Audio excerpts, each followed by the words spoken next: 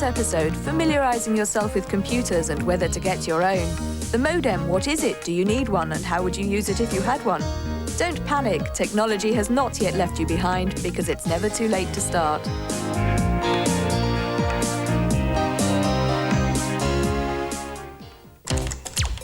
Love them or hate them, there's no avoiding computers. You'll find them in libraries, on campuses, and just about everywhere else you go to study. Being computer literate is a real advantage these days, and whether you're out in the sticks or near to campus, there are probably computers near you can use. Ask your university for details. Meanwhile, for those who decide they can't live without their own PC, here are a couple of tips. Oh, hi.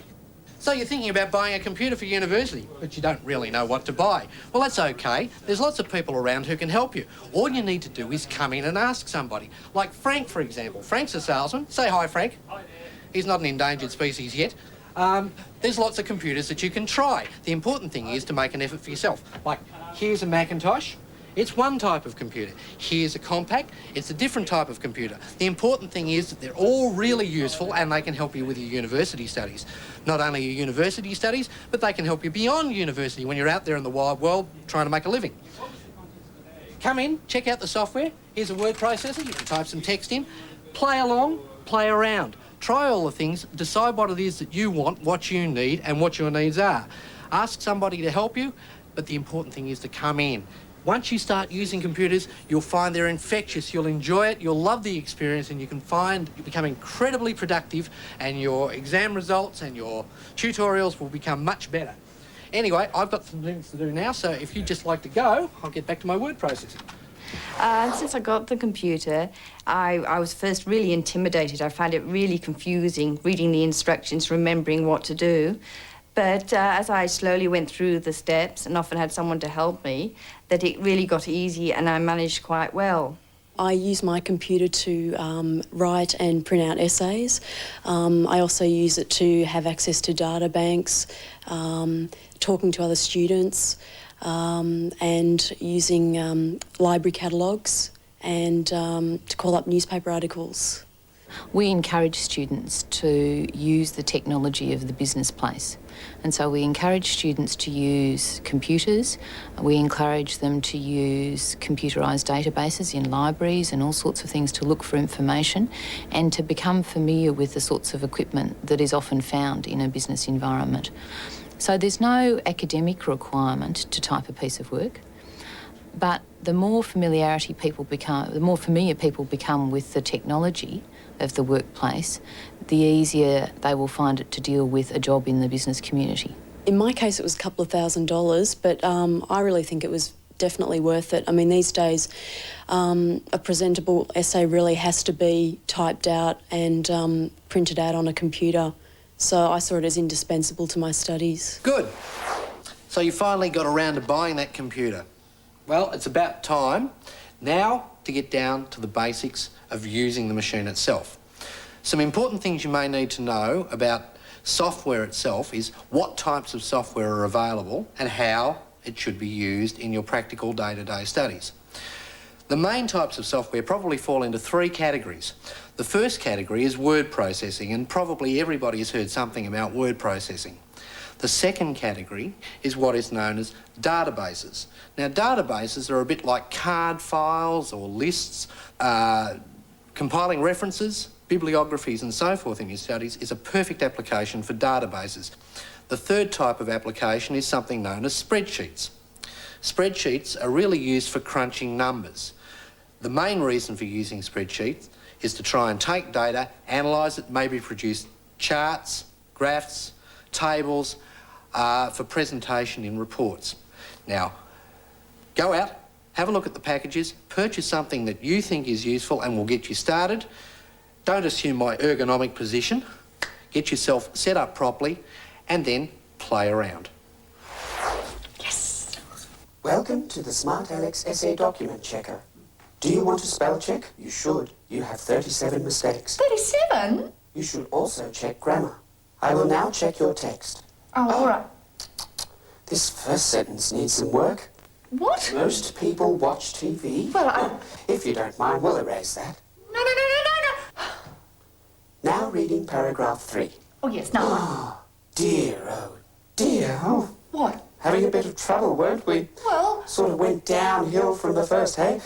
I'm now having serious doubts as to whether this essay should be sent at all. I suggest a random sort on the words. Let's face it, it can't get any worse. No, wait! Done. Ah! I look forward to our next session. Ta-ra. Get off my screen! I use a computer to type up all of my essays. I find that very helpful because it's very easy to correct mistakes, and you can print them out, and the lecturers like printed essays. While few universities insist you use a computer, most encourage it. A slickly presented essay, correctly spelt and professionally laid out, is sure to put your assessor in a positive frame of mind. And beyond the word processor, computers have a whole host of other useful services to offer.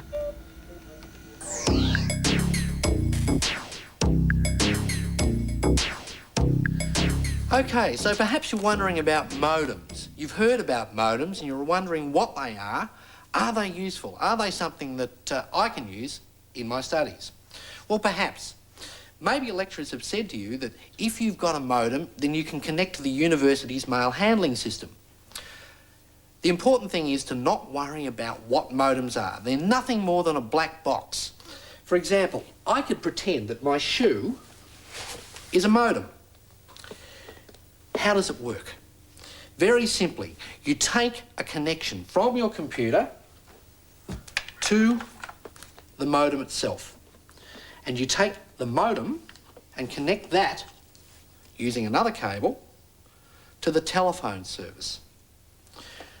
Then, using some software on the computer itself, you're able to connect from your computer to the university's computer, or any other computing service that supports communication software. Now, you'll hear a lot of confusing terminology about modems. Don't worry. Modems are not complicated. In fact, your university's computing service will probably help you get started. The important thing to remember is that it's not difficult. All you need is some software, a black box, and some cables, and you'll find yourself connected to the university's services and able to take advantage of library services, mail handling services, messaging services, perhaps even being able to submit your assignments electronically. I find the computer useful on the modem so I can get in contact with other students, because you can be very isolated studying by yourself and you know that everybody's going through the same thing. The essay heebie-jeebies, everybody does it, everyone goes through it, but you manage to get through. And support is very useful to you at this time, especially coming up to exams. Sarah is part of a trial scheme to link students and tutors electronically. It's called OLES, and it's the type of service that distant students can increasingly expect their universities to offer. Well, OLES is a new project that has been developed over the last 12 months or so. Effectively, it means that we're providing electronic support to our open learning students wherever they are in Australia. As far as the students are concerned, it means that they would have a computer on their desk and they can communicate with their tutors, lecturers, other students, and with the databases and other resources we provide. So it really is a sort of a virtual classroom, an electronic virtual classroom. When you actually get online with OLES, it provides a menu, and you then have a choice of things that you may wish to do. One of the most obvious things is reading your mail. Sending a message is one of the first things most people with a modem try out. You can send a message directly from your computer to your tutor's computer or another student's computer, as long as they also have a modem. The message waits in a cyberspace mailbox until the other person switches on their computer, dials in, and receives it.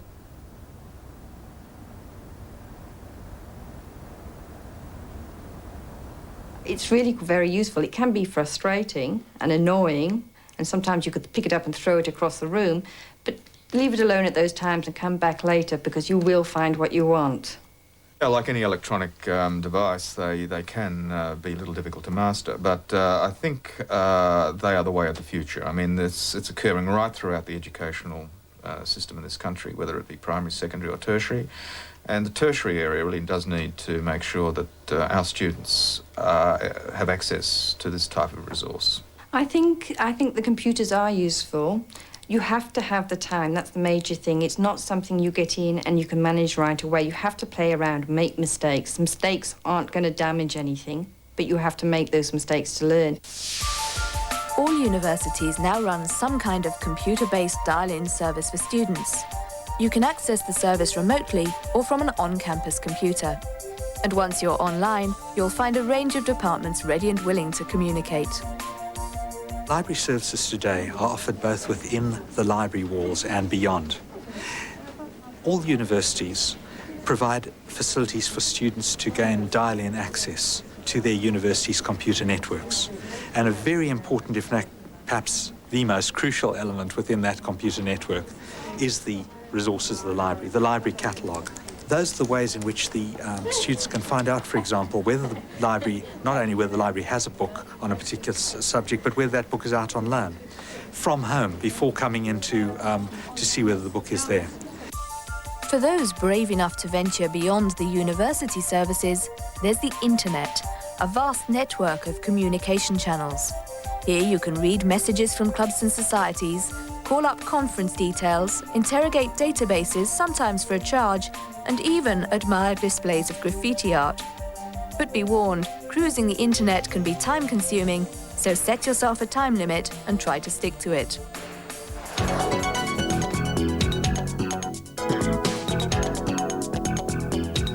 Imagine trying to find your way around Australia without the use of a map. We've all had the experience of somebody trying to tell us how to get from point A to point B by giving us a whole string of instructions, words after words. It's difficult to understand. Somebody once said that one picture is worth 1,000 words. And so it is with our studying. When we open our textbooks, we see words after words after words. If we can put it into a map-type form, and we can, it will help us see the relationships between the various elements in that material much better. We can do this using a mind map. And mind maps enable us to see those spatial relationships. And the way we put information into our heads influences the way we get the material back out again. You look lost, mate.